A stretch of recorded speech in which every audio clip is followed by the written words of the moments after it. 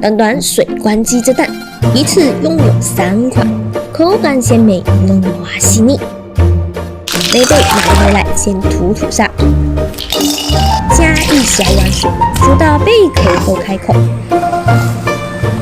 立马捞出煮贝的汤汁，流着油沫，蛋和水比例1比1.5，一个鸡蛋就加3杯蛋和水，用煮梅贝的汤，不够再加水，1勺盐调味，搅拌均匀，撇去蛋液上的气泡。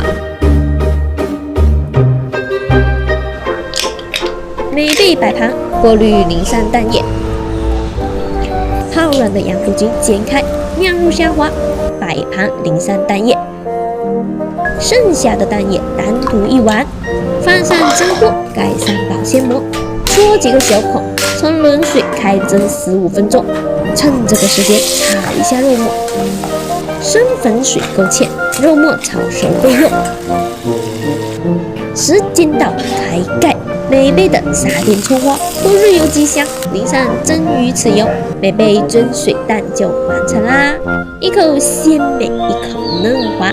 这个铺上葱丝，别泼日油和豉油，洋肚菌酿虾滑蒸水蛋也完成。下个浇上肉末，肉末蒸水蛋完成了，开饭。